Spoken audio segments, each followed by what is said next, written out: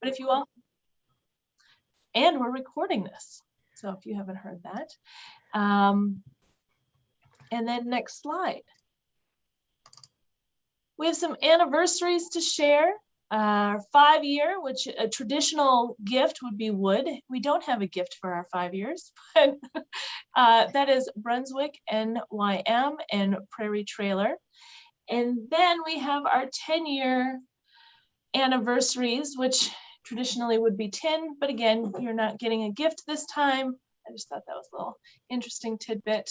And that's iCore Systems and Massman Automation. So thank you for being with us for 10 years. That's quite a while.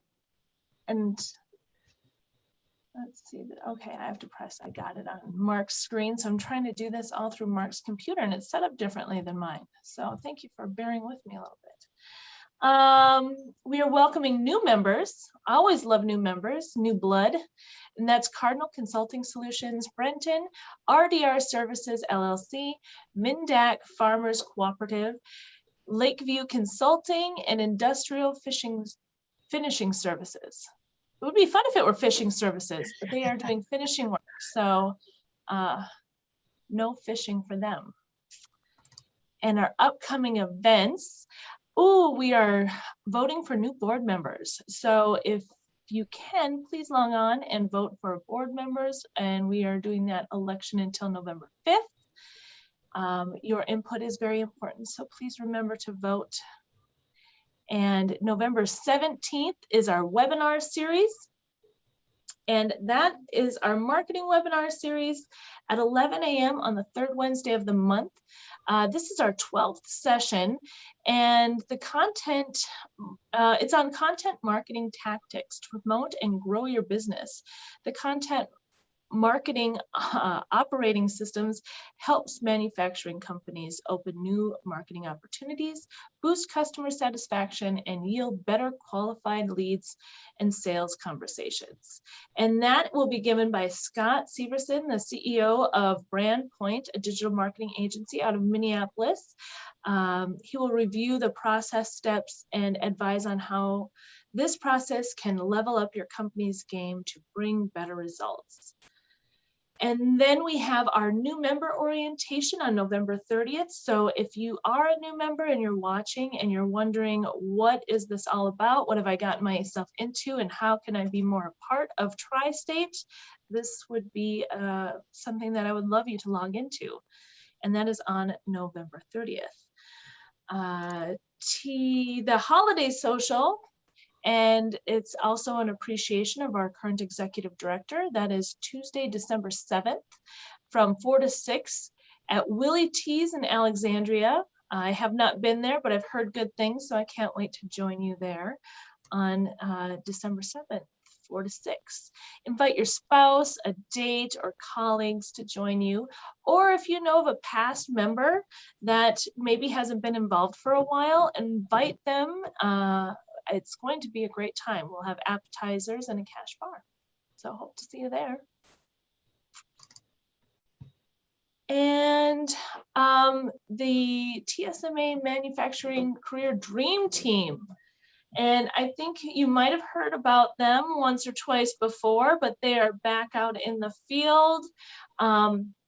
These employees and volunteers serve as ambassadors for the area manufacturers, representing the manufacturing industry, promoting careers in the field, and providing information on education options and skills needed to be successful in manufacturing. So if you're interested in being a part of that, you can contact Sherry Peterson. At the bottom of this slide is her email address and her phone number. It's also on our website, or you can also just shoot an email over to Sandy or myself and we will get you in touch with Sherry. Our K-12 Navigator, some of this, it might be new to you. Our K-12 Navigator, hold on, now I got to see my note. Don't know which mouse to use here to scroll down. Our K-12 Navigator is new to Tri-State, and it connects manufacturing companies with education opportunities.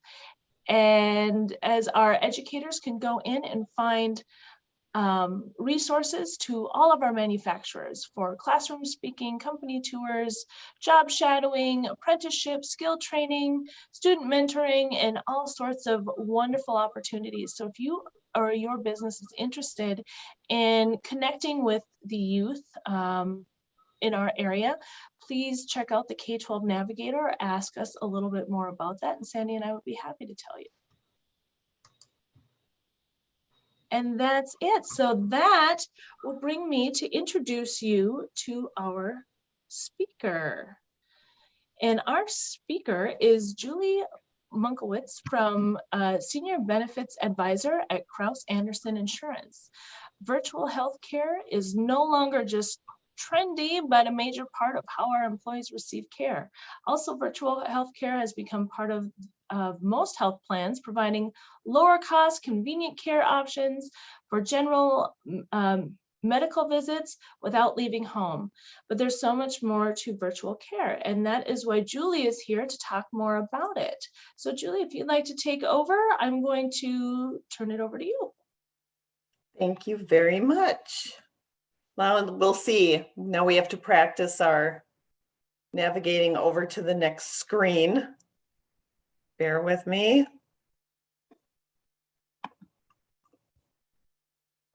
Hopefully this works.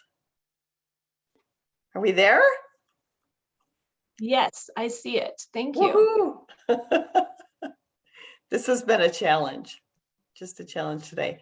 Hi, everybody. Thank you for inviting me to speak on this topic. This one is, it's a little bit unnerving for me. This is the first time I've given any kind of a presentation, an actual presentation on virtual care. And, you know, we've sold virtual care programs for a while, but things have changed. It's a game changer when we're talking about this post-pandemic world, and things are very, very different. So bear with me as we're going through this. This is my first presentation on this topic, but please feel free to ask questions. This entire presentation is based on a lot of research and information gathering, but I think it's really important, and I think that you're going to find some value, hopefully, to the data that you're going to see in this presentation.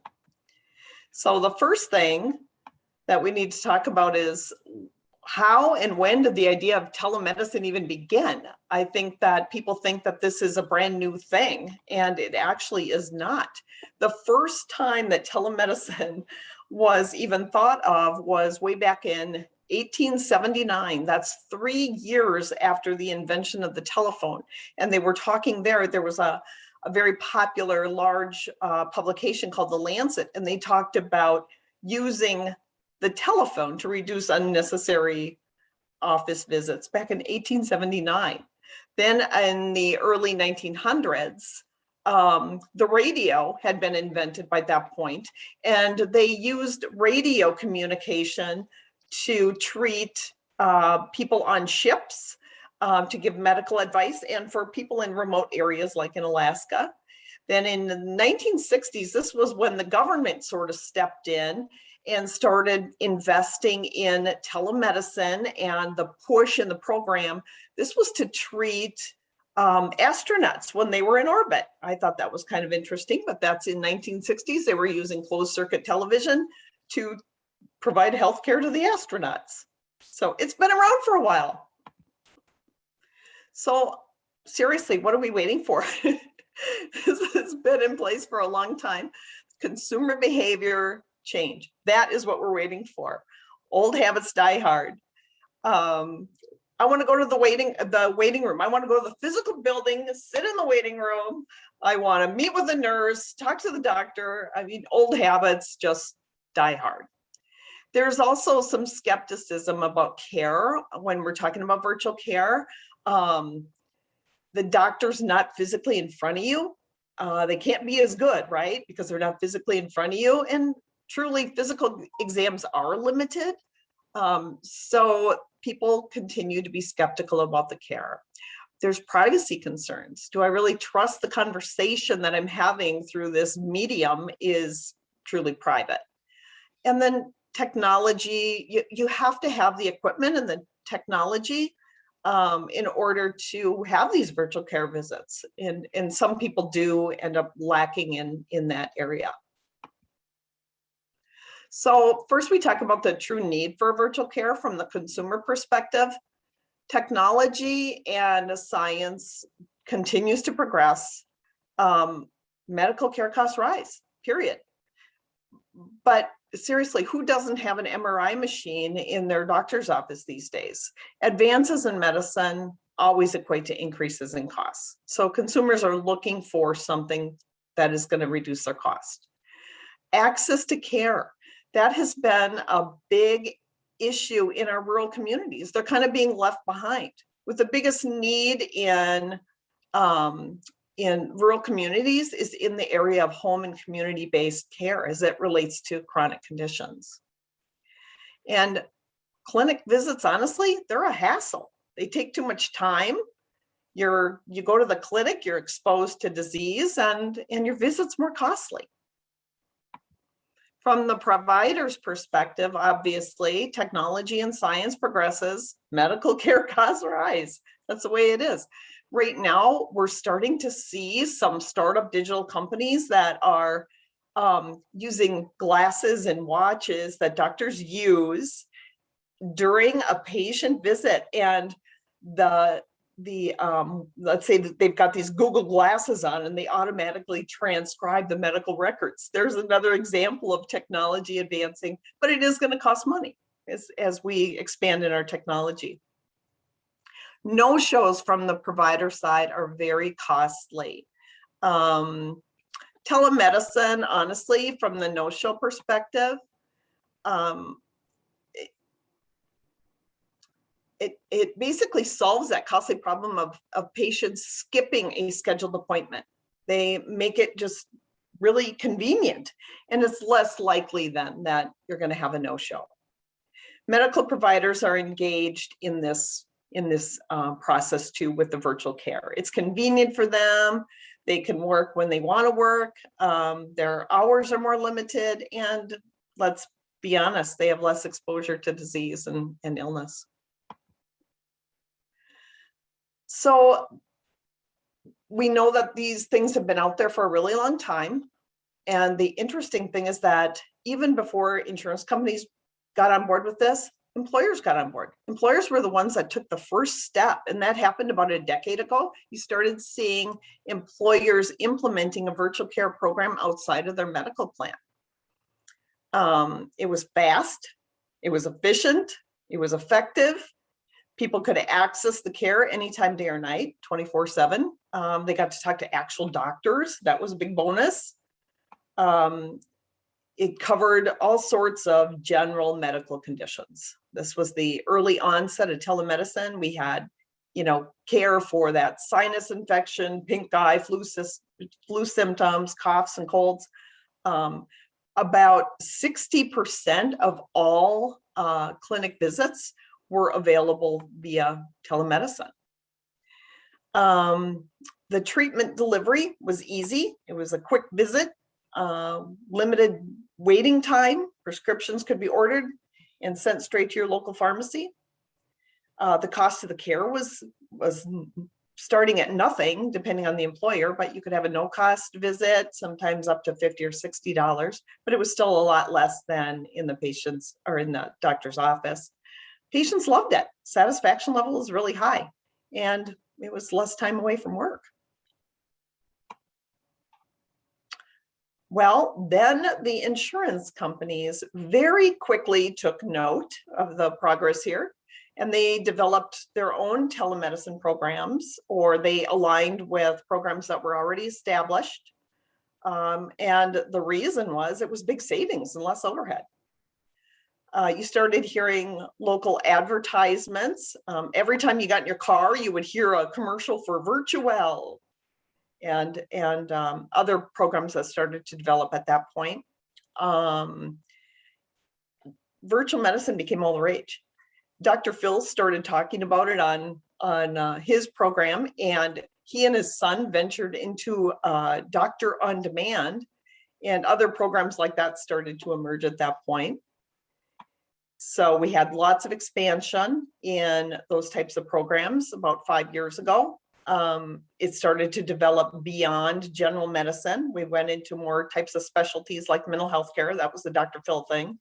Dermatology, neck and back care, nutrition counseling, things like that. You started to see more in the area of like chronic disease management, smoking cessation, things like that. Access even expanded. So initially it started with telephone consults, and then we went into like real-time interactive online visits. Sometimes they were just a Q&A kind of a visit, so you just had to have access to the internet. Now they're virtual. And we've expanded into things like store and forward kinds of instructional things with regard to conditions like neck and back care. And so they definitely have expanded in those types of areas, and monitoring remotely for chronic conditions is also part of the program at this point. But even with all of that, there's so much invested in this, so much technology, so much thought, everybody's buying in, but it was still hard to convince the consumer to use the virtual care. Utilization was still really low. Clinics, though, started to see that this was going to happen. So your clinics started, some of the bigger clinics like Alina, I know for sure did, and CentraCare, but they started their own deal. They started offering their own virtual care program. It was easier for the doctors. They were able to see 10 times more patients than they otherwise did. The care was faster. It was like 2 or 3 minutes. And it reduced physician burnout. The doctors could basically work and take visits when they chose to do so. The remote areas of the country definitely benefited. They had greater access to care than they otherwise would. When you're in an area that's not as densely populated with clinics, the access to care is an issue. So that kind of solves that problem. Chronic care management, we started seeing greater participation by consumers who needed chronic care management. Because we had, with the clinics, we had remote monitoring available. So that was awesome. And actually, that's probably one of the best things that has come out of the virtual care arena. The cost of care. This one is the interesting point. And the virtual care programs that we were talking about prior to going into the clinic-based programs, they all reduced the cost of care. At the clinic level, however, clinics didn't change their fees. You could have this virtual visit, but you're still paying like it's an office visit. Then COVID hits. Here's our game changer. Clinics and urgent care facilities all began offering virtual care. It was the patient's only source of care during the whole COVID surge. Consumers and providers sought different ways to deliver and access the healthcare. We've all lived it, so we all know exactly what happened there. Nobody could go to the doctor, and this was like one way we could get there. So at this moment, we have stabilized at about a 38% growth in actual telehealth utilization. In April of 2020, that was like 170% of utilization, as you can imagine. But now we have totally stabilized, and we're at about a 38% growth in telehealth utilization. So people apparently really liked it that had to use it. Standalone virtual healthcare programs are popping up all over the place, and it's kind of interesting. You're seeing all sorts of different ones, but they're not all the same. If you go in and start digging through some of these to try and figure out what they've got, I mean, they're all very different. Some are offered at like a flat fee. You might pay $12 or $15 at a place like this K Health. Sesame is one that actually offers a fee per provider. So basically what you do is go in there, indicate what you're there for. Maybe you have a sinus infection. A list of doctors this long will pop up, and it'll show you the price tag for each one of those doctors. So you could choose a doctor based on what they look like. And then There's another type of a program, it's PlushCare, and that's actually a membership program where you buy a membership and you can go and use their services. That's all very different and interesting, but each one of them is a different type of a program. So that's where we do our homework before we bring in any kind of a virtual care type of a program. The utilizers of the first-time programs, 60%, what I'm trying to say is during the whole COVID thing, when we had all this big surge in telehealth, 60% of the utilizers were non-COVID patients. Obviously out of necessity and an increased willingness to use telehealth by both the consumers and the providers. The other thing is that there were some regulatory changes that took place during that time.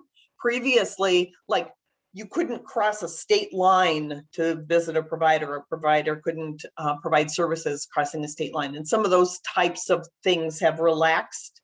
And honestly, I think that is here to stay. I think those changes are not going to go away. 90% of the visits during that time were non-COVID related visits. The greatest growth in utilization was males, young males, age 18 to 30. That's another interesting thing. And to date, now we are seeing a massive surge in investment in virtual and digital health. It's grown by at least 3 times what it was prior.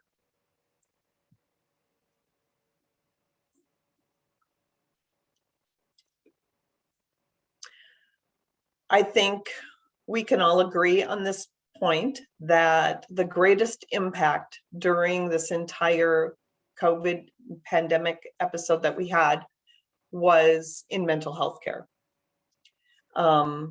Many people just don't get proper treatment, maybe due to the stigma with mental health care. It's embarrassing. In many situations, the patients reported that if they didn't go through a telehealth program, they probably wouldn't receive care at all. Teladoc reported that mental health visits during this time were up 79% for men and 75% for women. Gen Zs, they were the largest growth in mental health visits at 14% of the total overall utilization. Satisfaction in the entire telehealth program soared. We had 93% reported satisfaction of their visit as opposed to an 88% in-person care visit. I thought that was an interesting figure too. This is our disclaimer.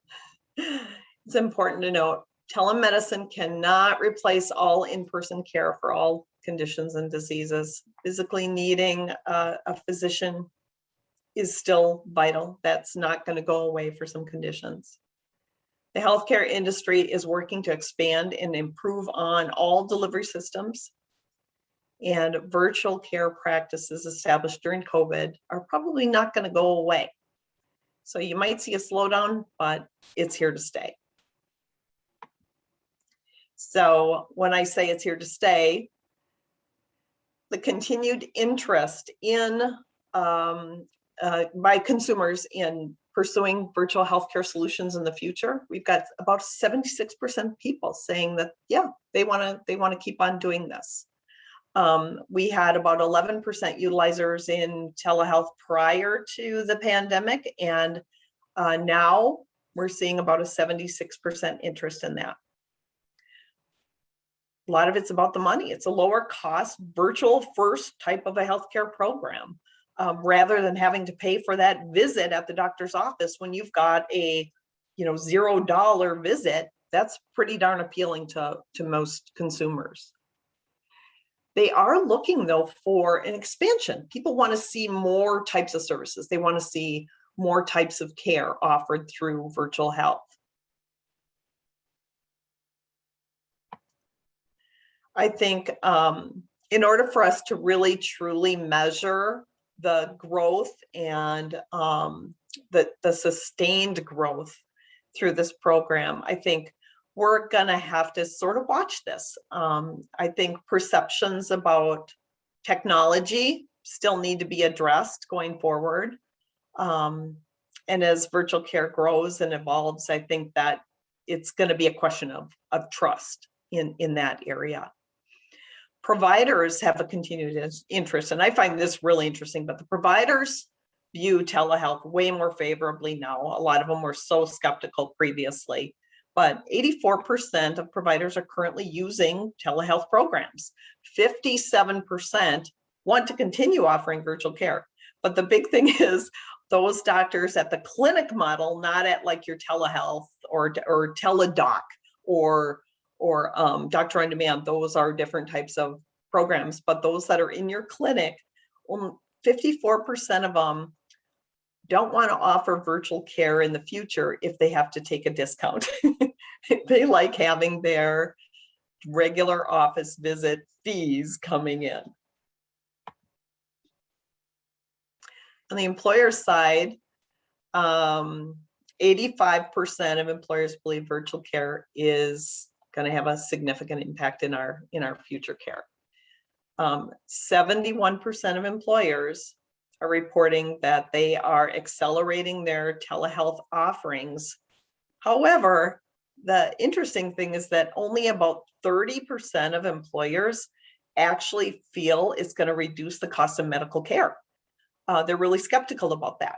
And I think a huge part of that has to do with the expansion in technology and the cost that's associated with that. So I think that is part of the skepticism by a lot of employers. This really doesn't have anything to do with that, but I thought this last statement on here was really interesting. I was reading a survey done through Modern Healthcare by Deloitte, and the majority of company executives definitely predicted that there's going to be some other technology coming here where people are going to be wearing devices that are going to track and integrate with your healthcare. I thought that was interesting. Technology, it costs billions, but it can save billions. Right now, if you were to look up the best investments that you can make, Motley Crue, or Motley Fool, I've seen this, Motley Crue. I've seen this one in a few different places. There is a boom in telehealth funding. It has reached, by 2026, they are predicting that we will have about $185 billion invested in telehealth. That's about 3 times what we've got today. Employers implementing telehealth programs are looking for cost savings.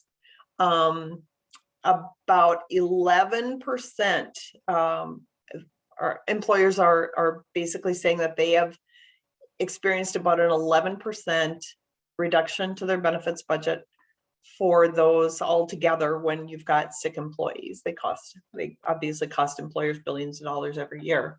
So that savings is basically predicated on the fact that employees are now getting the treatment. They're not coming into work when they're ill. There's no snowball effect at the job site, and they're infecting other workers. So I think that is a huge part of this as well.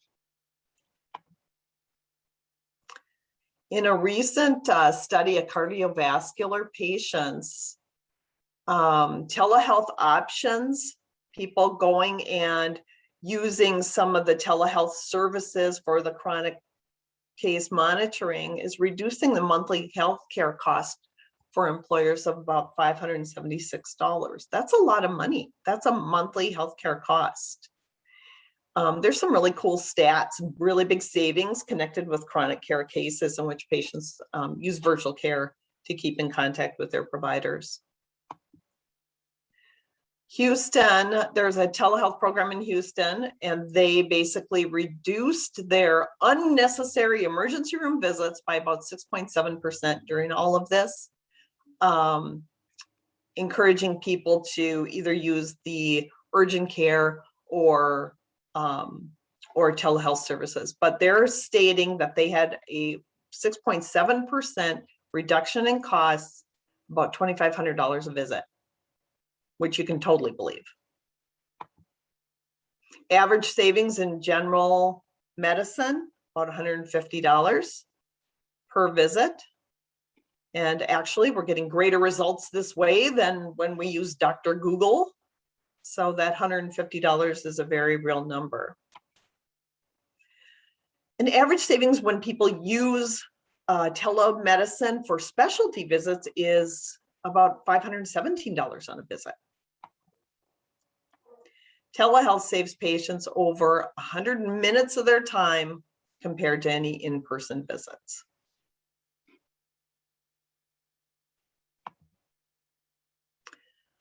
Technology is still, I mean, we're on the same track. Technologies are saving patients billions. This is a little bit redundant, but I think it's worth restating. Patients are satisfied with the care. It's saving people time. It's saving them a lot of time in their commute to and from and days off. They can conduct their visit from anywhere in the world as long as there's an internet connection or a telephone. You can receive your care. Patient satisfaction rate is huge in comparison even to the doctor visits. It's 5 points higher. That's a really big number. And it improves presenteeism. When you can treat people via televisits, even if you've got your child at home ill, you can do that visit. That just relieves things for the employee, and they're able to basically perform their job in a better way. So the cost of healthcare, let's talk about that a little bit and where that went, especially during the pandemic. Everything was in a state of flux. So we're kind of backtracking and trying to compare things and trying to see exactly what is truly the cost of healthcare today post-COVID. In 2020, basically the average employer-sponsored healthcare plan was $7,470 for a single person, and then $21,000 some odd dollars for a family. That was the total cost of a healthcare plan on average. Employers funded about 78% of that cost. But the average per employee healthcare spend in 2020 was $14,769. When 2021 closes, we expect that number is going to be about $15,500. That's about a 4% change. And I think part of that is the lack of visits that were produced during the 2020 shutdown and in spilling over into 2021. But in 2022, we do expect an increase of about 6.5%. So that's a little bit of a pickup. And that's simply because of the fact that employees are citing that they deferred services during this time. So we are seeing definite growth in the cost of healthcare spend. So going forward in 2022, what are the expectations? I mean, people really don't know what's going to happen here, and we're all having the same problems recruiting employees and trying to keep employees. So truly, what are the expectations now? We're seeing rates go up and everything else. How much can we invest? So really, the expectations are these. The expectation is that the employers are not going to increase the employees' cost of the health share. On average, employees pick up about 22% of the total cost of their health plan. That includes the premiums that they pay. That's really not a change from where we are currently. We're at about 22% per employee right now. A big thing to expect is going to be outpatient prescription drugs, specialty drugs, and new drugs that are coming onto the market are definitely driving up the cost of prescription medication. So that is an expectation. It's just more expense on the health plan. We're also anticipating that we are going to see an increase over the next couple of years in late stage disease and cancer diagnoses. And that's basically due to the delayed or neglected care over this pandemic. There's going to be a strong shift to virtual and urgent care. Urgent care visits during this whole thing have been estimated at about $165. Patients started to see that they actually can get care at urgent care facilities as opposed to running to the emergency room, where they definitely are able to save a lot of money over that emergency room visit. So right now, employers are just looking for strategies on how to keep money in their employees' pockets. And some of the things that are coming up when you're doing the research on exactly what can we do and where do we start, most employers are looking for this cost-saving measure being telebehavioral health. 89% of employers have expressed that they need help bringing in some kind of cost-saving measure. This is all post-COVID, trying to keep people mentally healthy. It's the hottest topic in HR right now, and re-engagement in the workplace. So I think telemedicine is definitely going to help in that category of care. Not only that, but people are a lot more likely to use the care in a virtual setting as opposed to scheduling out a mental health type of an appointment and going to a physical facility for that appointment weeks down the line. It's a lot more accessible virtually, and people tend to go to their appointments then. On-site health promotions is another big deal. Health and wellness promotions, activities, biometric screenings, health risk assessments, things like that. People are going to be pushing in that category as well. I think we're going to see an uptick in biometric screenings and health assessments coming out of this. Specialty drugs, people are looking for an answer to the cost problem of specialty drugs by way of maybe your pharmaceutical benefit manager. We need greater contracts and negotiations out of those. We'll be looking for more of that. We're looking for greater and more contracts with centers of excellence. About 48% of employers have expressed an interest in needing more types of services with that kind of a contracting. So we have major discounts with our centers of excellence and great outcomes. We need it for more types of surgeries, not just transplants and more major things like that. Narrow networks. Currently about 20% of employers offer a more narrowed down network. They cost a little bit less because the providers have agreed to take a slight reduction in payment for a narrow network, but honestly, I don't know if it's the end all, especially in more rural communities. You'd have to be really careful about offering a narrow network and making sure that your members have good access to healthcare. So that's kind of an iffy one for me. Here's another iffy one for me is we are starting to see more and more employers who are charging a spousal surcharge. About 25% of employers have expressed an interest in doing that. I'm seeing it out there way more than I ever have. I don't know if that's necessarily a retention tool, especially when you're talking about people with your higher incomes. You kind of want to make your plans available. And here's another one regarding people with higher incomes: premium contributions based on pay and grade. About 22% of people are talking about doing something like that. That is not a retention tool as far as I'm concerned, especially for your high income earners and possibly for your top talent. But that's something that people are talking about. Medication adherence programs. This is a big one too, because it's going to keep people healthy, and you're starting to see more of these types of programs being offered through your health plan. And there's assistance in your telemedicine programs too for making sure that people are adhering to their medical. Concierge services are another thing that's coming up. I mean, if you've got a major health condition or a major medical diagnosis, who doesn't want to have their hand held and walk through the process of everything that you have to do when you're trying to treat a family member or receiving your own care? So concierge services is going to be a big deal. Trend is definitely going toward high deductibles. We are definitely seeing more and more high deductible health plans.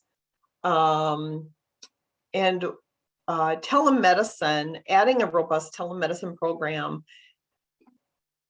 the beauty of this is when you add a telemedicine program, it's typically a capitated plan. So you pay a general fee for the service, for the plan, and you pay no claims then.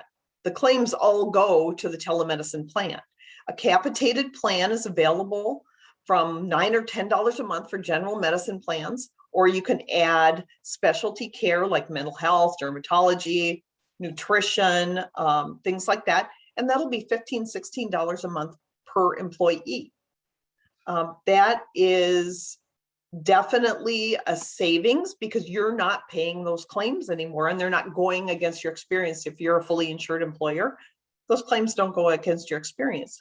The issue with offering a telemedicine program along with your high deductible health plan is your ability to communicate and stay in front of your employees and constantly providing some kind of communication, reminding them that they have this program, that we want them to use it as a first stop when you have a need for a clinic visit or something like that.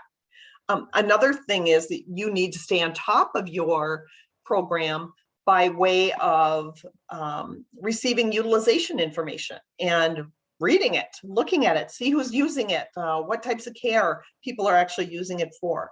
And after the rollout of a program like this, you probably want to just ask people if they liked it.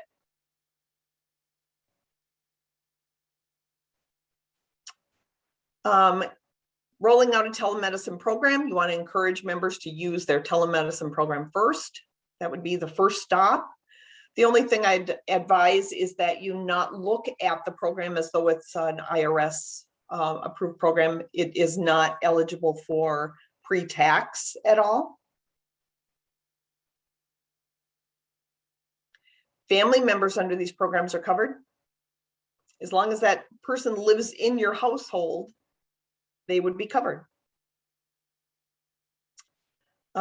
Getting care is made easier. I mentioned the concierge types of services that they're offering.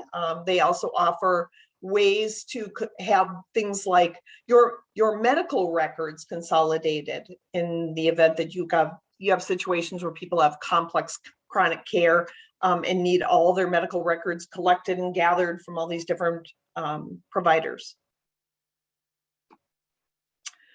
Should you even follow benefit trends? Mental health pretty much exploded.